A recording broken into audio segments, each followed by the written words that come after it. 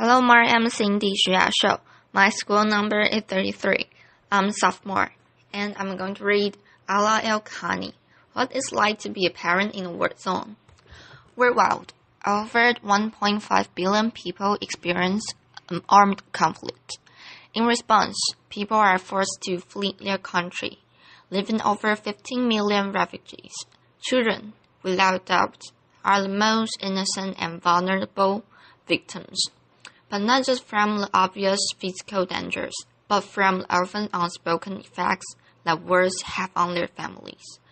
The experiences of war leave children at a real high risk for the development of emotional and behavioral problems. Children, as we can only imagine, will feel worried, threatened, and at risk. But there is good news. The quality of care that children receive in their families can have a more significant effect on their well-being than from the actual experiences of war that they have been exposed to. So, actually, children can be protected by warm, secure parenting during and after conflict. In 2011, I was a first-year PhD student in the University of Manchester School of Psychological Sciences. Like many of you here, I watched the crisis in Syria unfold in front of me on TV. My family is originally from Syria, and very early on, I lost several family members in really horrifying ways. I'd sit and I'd gather with my family and watch the TV. We've all seen those scenes. Bombs destroying buildings, chaos, destruction, and people screaming and running. It was always the people screaming and running that really got me the most, especially those terrified-looking children. I was a mother to two young, typically inquisitive children. They were 5 and 6 then, and at an age where they typically ask lots and lots of questions and expected real, convincing answers. So I began to wonder what it might be like to parent my children in a war zone and a refugee camp. Would my children change? Would my daughter's bright, happy eyes lose their shine? Would my son's really relaxed and carefree nature become fearful and withdrawn? How would I cope? What would I change? As psychologists and parent trainers, we know that arming parents with skills and caring for their children can have a huge effect on their well-being. And we call this parent training.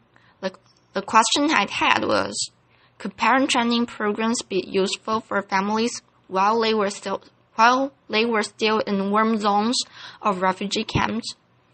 Will we reach them with advice or training that will help them through these struggles? So I approached my PhD supervisor, Professor Rachel Callum, with the idea of using my academic skills to make some change in the real world. I wasn't quite sure what exactly I wanted to do. She listened carefully and patiently, and then, to my joy, she said, "If that's what you want to do, and it means so much to you, then let's do it. Let's find ways to see if parent programs can be useful for families in these contexts." So, for the past 5 years, myself and my colleagues, Prof. Callum and Dr. Kim Cartwright, have been working on ways to support families that have experienced war and displacement. Now, to know how to help families that have been through conflict support their children, the first step must obviously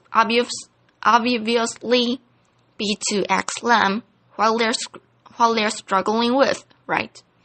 I mean, it seems obvious, but it's often those that are the most vulnerable that we're trying to support, that we actually don't ask. How many times have we just assumed we know exactly the right thing that's going to help someone or something without actually asking them first? So, I traveled to refugee camps in Syria and in Turkey, and I sat with families and I listened. I listened to their parenting challenges. I listened to their parenting struggles, and I listened to their call for help. And sometimes that was just post. as all I could do was hold hands with them and just join them in silent crying and prayer. They taught me about their struggles. They taught me about the rough, harsh refugee camp conditions that made it hard to focus on anything but practical chores like collecting clean water. They taught me how they watched their children withdraw, the sadness, depression, anger, bedwetting, thumb-sucking, fear of loud noises, fear of nightmares. Terrifying nightmares. These families have been through what we have been watching on the TV. The mothers, almost half one of them, were now widows of war, or didn't even know if their husbands were dead or alive. Described how they felt they were coping so badly. They watched their children change, and they had no idea how to help them. They didn't know how to answer their children's questions.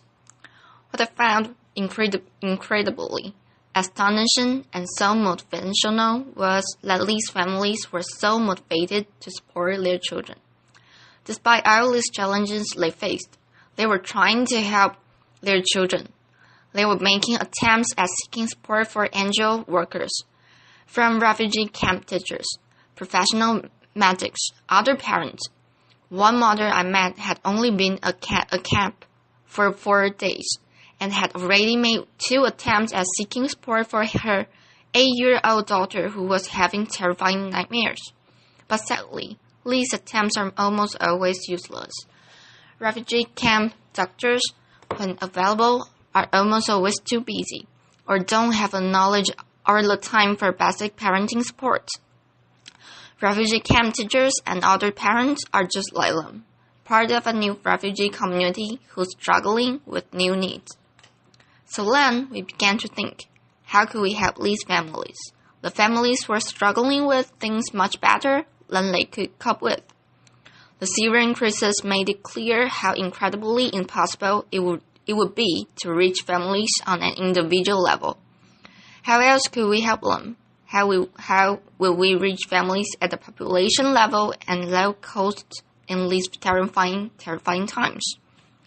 After hours of speaking to NGO workers, one suggested a fantastic, innovative idea of distributing parenting information leaflets via bread wrappers.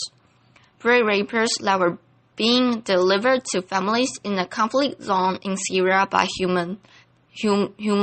humanitarian workers. So that's what we did. The bread wrappers haven't changed at all in their appearance, except for the addition of 2 pieces of paper. One was parenting information.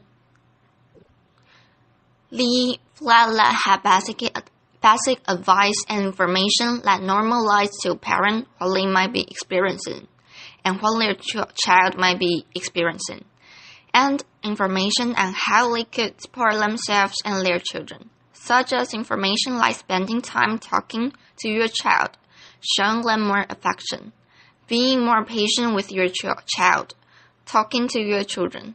The other piece of paper was the feedback questionnaire. And of course, there was a pen.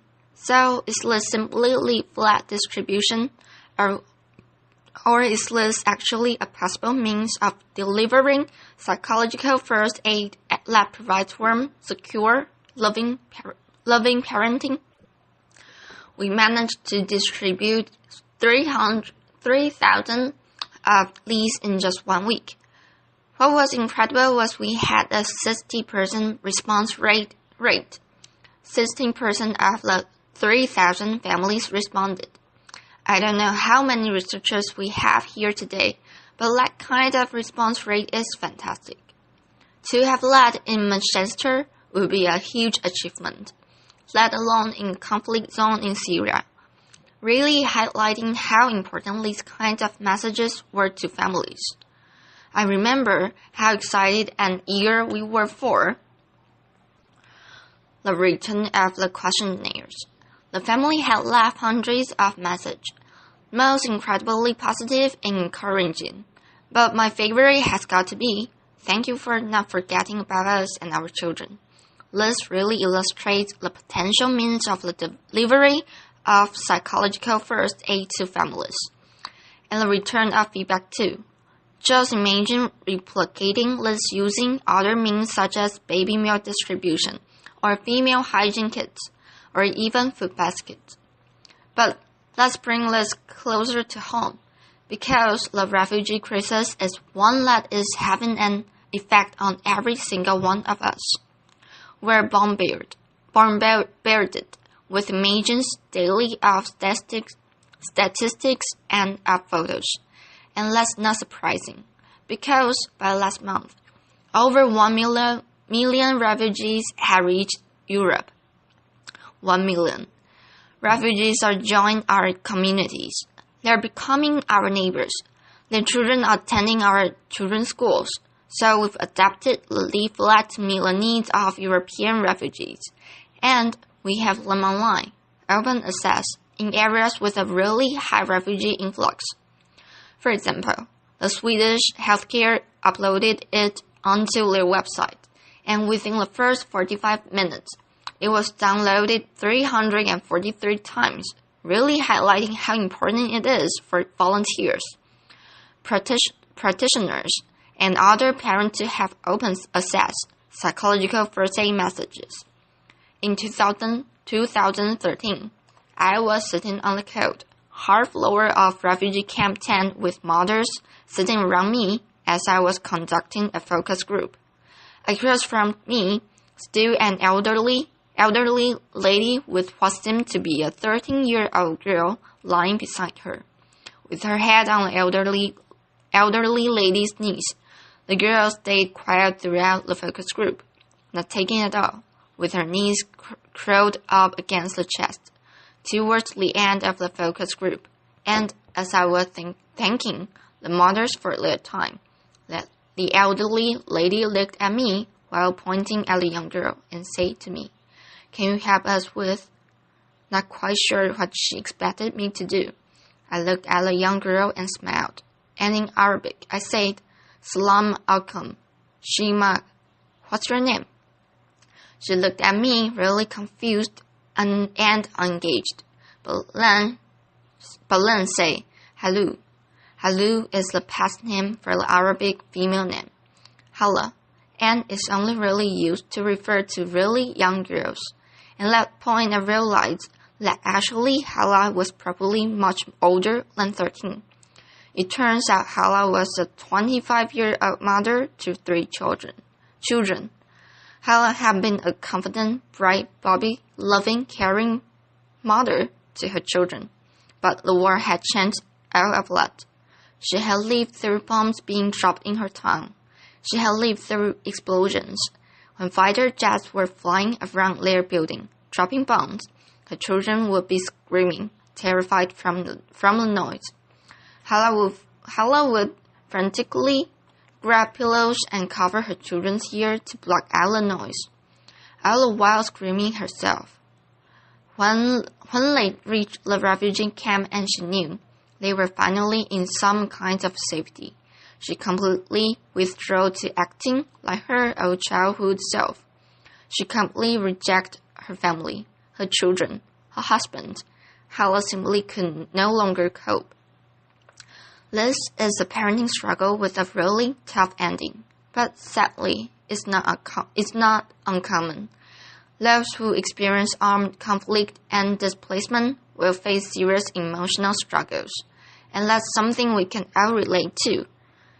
If you have been through a devastating time in your life, if you have lost someone or something you really care about, how would you continue to cope? Could you still be able to care for yourself and for your family? Given that the first years of a child's life are crucial for healthy physical and emotional development, and that 1.5 billion people are experiencing armed conflict, many of whom are now joining our communities. We cannot afford to turn a blind eye to the needs of those who are experiencing war and displacement. We must prioritize these families' needs, both those who are internally displaced, and those who are refugees worldwide. These needs must be prioritized by NGO workers, policymakers, the WHO, the UNHCR, and every single one of us in whatever capacity it is that we function in our society. When we begin to recognize the individual phases of the conflict, when we begin to notice those intricate emotions on their faces, we began to see them as humans too. We began to see the needs of these families, and these are the real human needs. When these family needs are prioritized, interventions for children in humanitarian settings will prioritize and recognize the primary role of the family in supporting children. Family mental health will be shouting loud and clear in global, international agenda, and children will be less likely to enter social service systems in resettlement countries because their families would have had support early on. And we will be more open-minded, more welcoming, more caring, and more trusting to those who are joining our communities. We need to stop wars. We need to build a world where children can dream of planes dropping gifts and not bombs. Until we stop armed conflicts raging throughout the world, families will continue to be displaced, leaving children vulnerable. But by improving parenting and caregiver support, it may be possible to weaken the links between war and psychological difficulties in children and their families. Thank you. Applause.